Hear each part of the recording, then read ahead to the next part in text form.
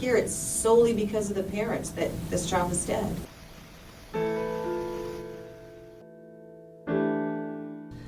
When I met him in the Corcoran State Prison and realized that he was every bit of 6 feet 10 inches tall and 260 plus pounds, he became that much more monstrous in my vision, both in front of me and in my mind, that someone that large would take advantage of a child.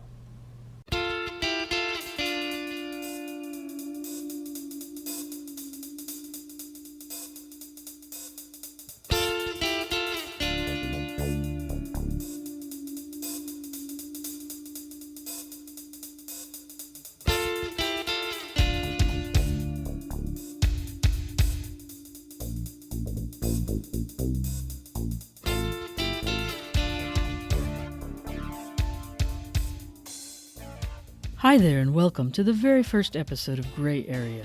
I'm Julie Reynolds Martínez, and for the last 15 years I've worked as an investigative reporter specializing in criminal justice. Gray Area brings you true stories of some of the remarkable people I've met along the way, people who've been involved with laws or crime or the justice system or the idea of justice. But this is a show about all the ways justice is not black or white, and that's why I call it Gray Area. Today's story is about a lawyer, Gary Thielander. For years, I'd sit in courtrooms watching him prosecute child abusers and murderers, and I never saw him lose a case. So I wanted to interview him about how he does what he does and why he does what he does. Except when we finally sat down to do it, everything had changed.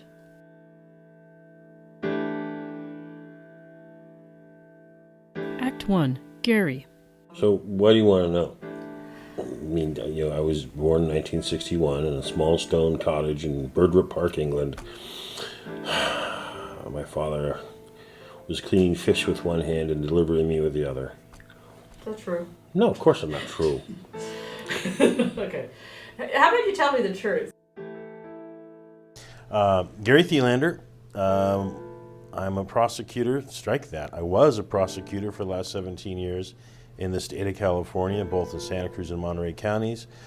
Quite frankly, if it's something could be done illegally, I probably had a hand in prosecuting it at some level or the other. And right now, I'm currently engaged in the business of private defense work, specializing in criminal defense work for those folks who find themselves on the wrong side of the law. Wait, what? Gary had no trouble reconciling the fact that he'd switched teams. See, at least in our region, prosecutors and defenders act like they're from different planets. They'll both tell reporters like me that they're seeking the truth, but get them off the record, and prosecutors will tell you that defense attorneys are thug huggers, bleeding hearts who don't care if our communities are overrun with crime. The defense lawyers will tell you all the DAs are fascists who want to lock up every brown kid in the country and throw away the key. For Gary, he had one close friend who he mentored, and this guy couldn't believe his hero was now helping people who broke the law. And I said, yeah, what else would I do? This is what I'm an expert at, is criminal work. Yeah, but you're an expert at putting people away, not getting them off. I said, same coin. I then had to explain to him they have two sides. It took a while. And he was like, well, don't change, don't become one of them. And I was like, dude, I is one of them. I think what he wanted to say was just don't become a fucking liar, because I think he's one of the true believers that think they're all lying over there. He was taken aback. I mean, I get it. Ideals are one thing. Standing up for the violent, the cruel, and the deviant is another. So how on earth did Gary get here?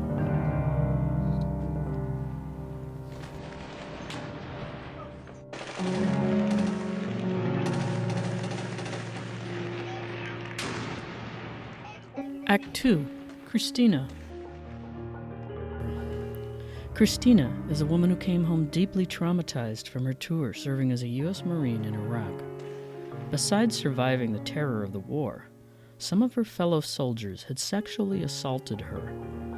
Later, while Christina was struggling to reintegrate and dealing with complex PTSD, she got married and gave birth to a child.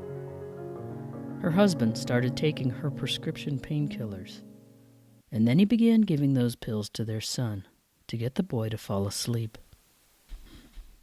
In October 2013, at 18 months old, Christina's son died of an opiate overdose. The law caught up with the couple, and both parents were arrested and charged with felony child abuse. Prosecutors described the death as deliberate. The child's father eventually confessed that it was his act that killed the boy. But Christina still faced serious charges for not stopping the deadly abuse, for not saving her own son's life. At the county jail, she was locked in solitary confinement to protect her from other inmates. But some of the guards taunted her. They called her a baby killer. Gary had barely reinvented himself as a defense lawyer, and he was hired to take on Christina's case. He spent months working out a plea bargain. He fought for Christina to get counseling and treatment instead of 6 years in prison, and the prosecutors ultimately agreed to the deal. I sat in on what was supposed to be a routine hearing. The plea bargain was already worked out. But on the day of Christina's sentencing, Judge Carrie Panetta was having none of it. I'm very concerned. A child is dead, and I have to be honest, after reading the probation report, I'm not inclined to grant your client probation. I'm still concerned that I still don't know the full picture. Everyone's not being honest. The whole plea deal unraveled right there. If I might. Yes, go ahead. I think it is troublesome because it is the death of an 18-month-old child. I think it's troublesome because whenever we have a case where a child dies, it shocks our conscience and it invokes in us a sense of sympathy and loss for that child and a measurement. Well, especially when the death's preventable. Absolutely, Your Honor. No one's suggesting otherwise. Here, it's solely because of the parents that this child is dead. I watched Gary stand and struggle to find the words, any words, that might save Christina from prison. There was something rebellious in his voice as he began to challenge the judge. At this point, Your Honor, everyone who's really everyone who's dug in and had time to really reflect over the facts of this case have come to the conclusion that it's time for Ms. Carney to get back on the track for the recovery from her service to her country. It's time for her to get back on recovery from the traumatic violation of other members of the combat troop of her during her service to that country. And quite frankly, whether it's popular or not to say, the loss of her child is a traumatic injury that despite her proportionate responsibility for is still a loss that she never certainly intended or anticipated. And she's had to go through that grieving process, locked in a cage, being called a baby killer and a monster by the people who are there to protect her from the other people who are there for their criminal acts. I think the fact that she is able to stand here and answer the questions of the court to the best of her ability are an astounding measure of her strength that is inside her that she needs to get back in touch with to begin this recovery process.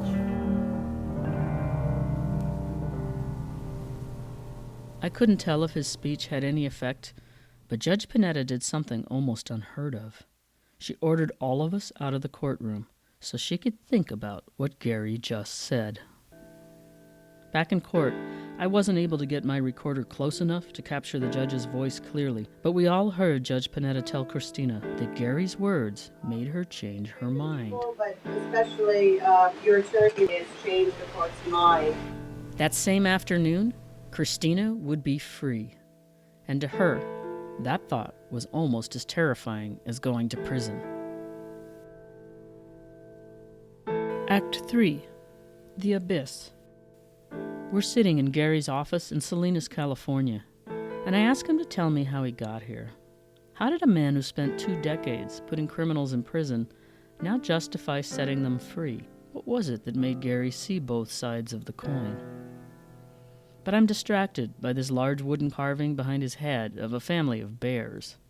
It's the kind of art that would maybe hang over a bar in Wyoming, and my eyes are always drawn to it whenever I'm here.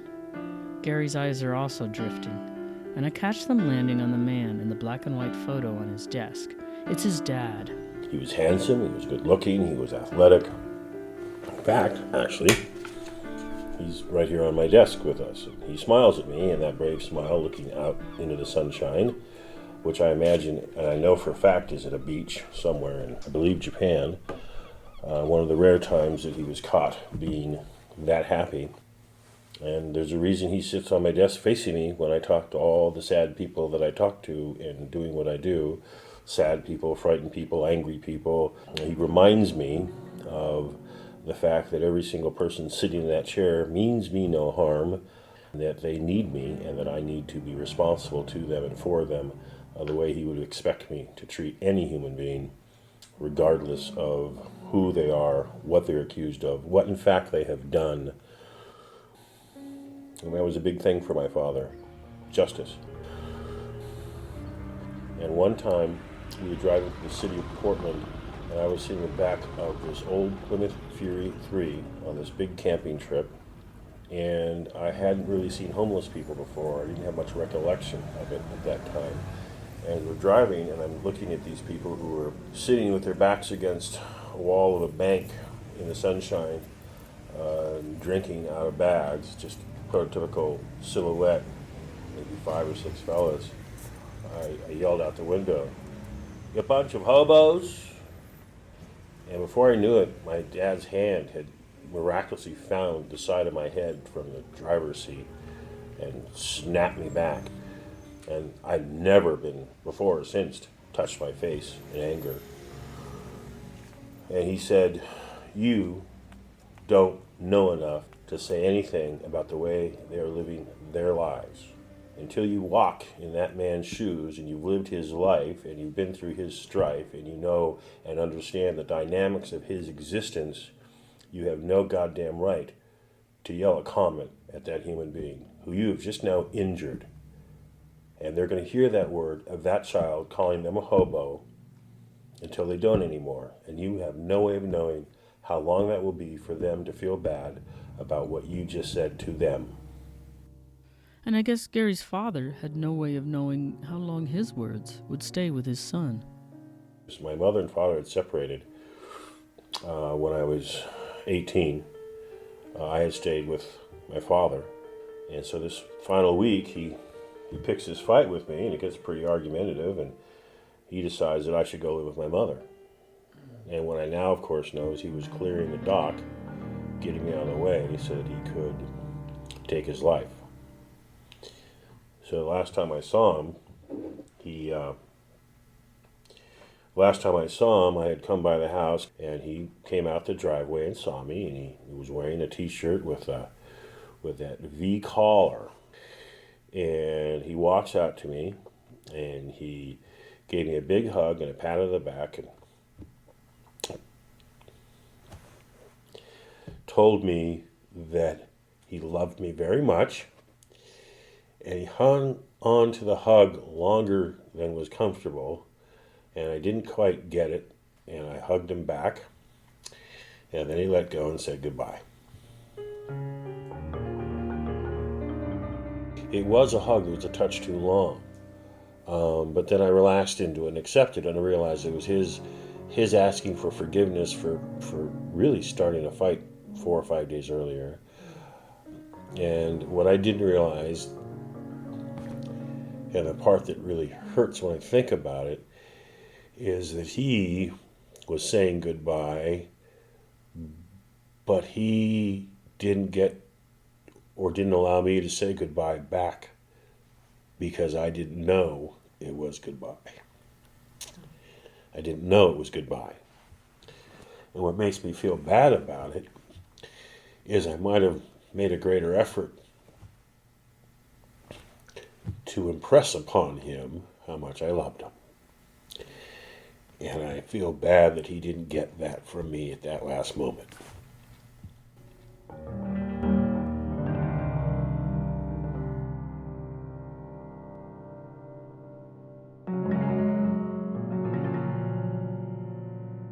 He had suffered from what they used to call manic depression, which I guess is now called bipolar. I think, in a way, the world didn't answer back his call for human decency. I think he was disappointed. I know he was disappointed. I think he was disappointed in the way the world was turning. I think he was disappointed in the way of his own existence. So, throughout his career, Gary has dealt with people who a lot of us would call monsters, the worst of the worst. I didn't want to be around this human being.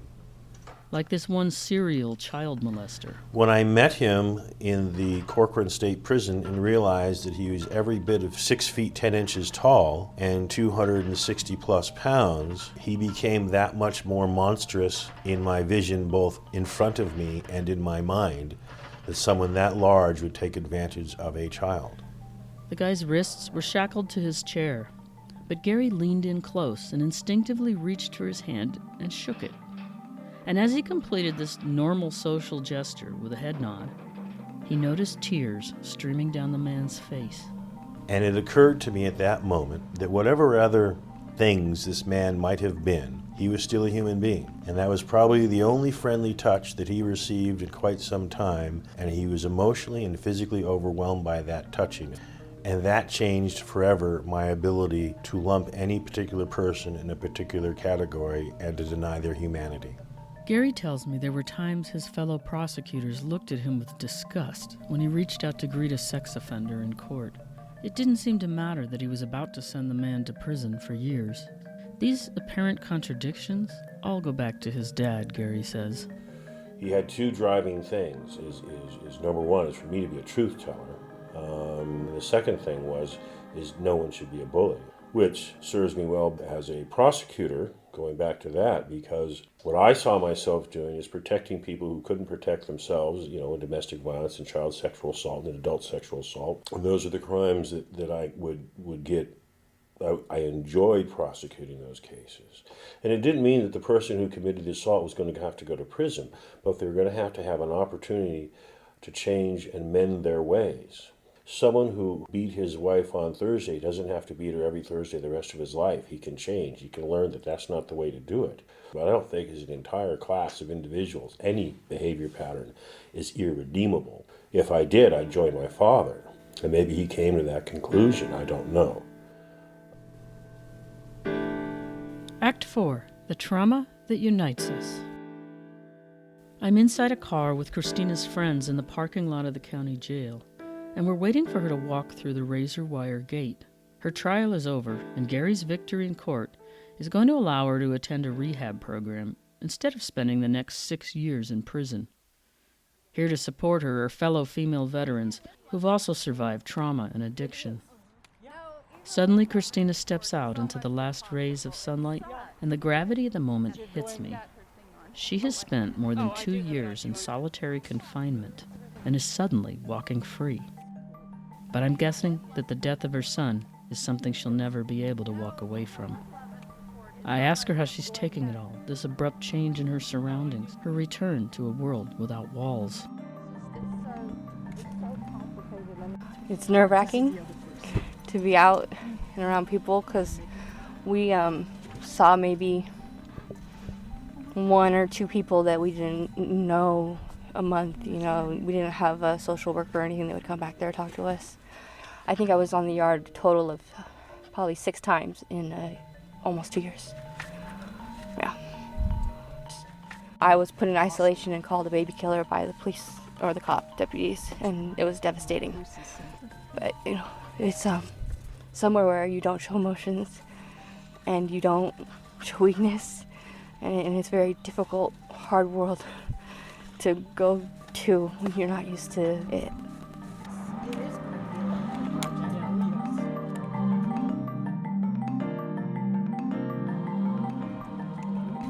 It needs to be told greatly. There are a lot of people with mental health problems, severe mental health problems. They're not being treated, and then they're put with people who don't have as much of a issue, and it only makes it worse. Like for me, just the things that I witnessed in the county jail where it was just as bad as Iraq. Christina's memories of Iraq and her rape and her child's death and the jail and the heckling of the guards could never be erased. And Gary knows that freeing her from a prison sentence is only the beginning, that she's standing at the edge of an abyss. When I re-entered from Iraq into the civilian population, there was no re-entry program for me. So now I'm coming out of an incarceration, like isolation. So hopefully all these programs that they talk about are actually going to happen and the fulfillment will be there. I'm still a little bit tentative because I've seen it not happen, but I know I have a strong support team, so I'm looking forward to seeing the good that the VA is going to be able to do and help with the veterans.